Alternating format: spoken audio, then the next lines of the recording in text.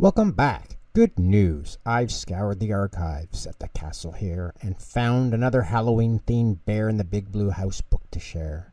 Sharing is the theme of the day today as Pip and Pop overindulge in their haul of candy instead of learning about sharing from Bear with Ojo, Tutter, and Trilo. Today we are reading Bear's Trick or Treat, and as always, here we have only the finest quality children's stories read by the finest quality narrator. Just kidding. But the stories are fantastic and hopefully you enjoy the renditions.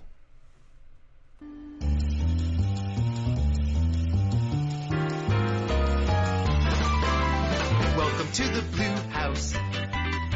Hello from the small mouse. Things to do. Fun for you. Howdy from the Big Bear. Want some fun? Here's where. Just for you. Ours new. In the house of blue. Lots of room at our house. Catch the moon at our house. Kitchen's here. Bathroom's there. Attic full of stuff here. Pillows full of fluff here. Just for you. In the house of blue. It was Halloween and everyone was busy. Trilo was helping Bear with the jack-o'-lanterns. "Spooky, Bear," Trilo said, admiring their work. "They look terrific, Trilo," said Bear, "and we finished just in time for the trick-or-treaters." Ojo and Tutter were putting the finishing touches on their costumes. "Great cheese sandwich costume, Tutter," Ojo said. Just then the doorbell rang. "Trick or treat!" Pip and Pop yelled as soon as Bear opened the door. "Happy Halloween! Great costumes, guys!" Bear exclaimed as he dropped a handful of chocolates into each of their bags. "It sure is fun to see everybody all dressed up." Pip and Pop looked into their bags. "Chocolates in the shape of fish and clams!" they exclaimed. The otters were delighted. "I thought you'd like them," said Bear, smiling. "Well, I'm going to stay here and hand out candy. Have a great time, and remember to stay in the neighborhood. I'll see you back here for our annual Halloween candy exchange when you're done trick-or-treating." But while Trilo, Tutter, and Ojo went trick-or-treating to all of Bear's neighbors, Pip and Pop ran back to the otter pond. They planned to do all their trick-or-treating at the Big Blue House. No sooner had Bear put down his candy bowl than the doorbell rang again. Ding dong. "I guess it's gonna be a busy night," Bear said, chuckling as he opened the door. "Trick or treat," sang a colorful group of ghosts and goblins. "Trick or treat," added two cowboys who arrived just after the others. "Happy Halloween," replied Bear as he dropped candy into each of their bags. All evening long, Bear's doorbell rang. All evening long, Bear opened the door to a happy group of children. And all evening long, two suspiciously familiar trick-or-treaters joined each group at the last minute. "That's funny," Bear said at last. "You two remind me of some purple otters I know." "Really?" said Pip. That's strange," added Pop. "After all, we are ghosts, not otters."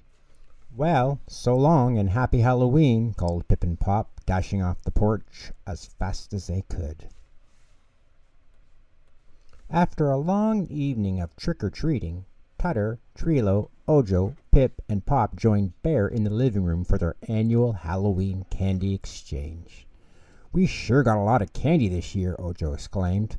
"Look out! Coming through! Stand back!" called Tutter as he emptied his trick-or-treat bag onto the table. "Yummy candy, Bear," Trilo said. "I'm glad you had such a nice time, guys. I had fun sharing candy with all my visitors, too. It sure is fun to share on Halloween," Bear said. "Speaking of sharing, Bear, I have some licorice I'd like to share or trade with someone," Tutter announced. "Trilo shared too," said Trilo as he emptied his bag.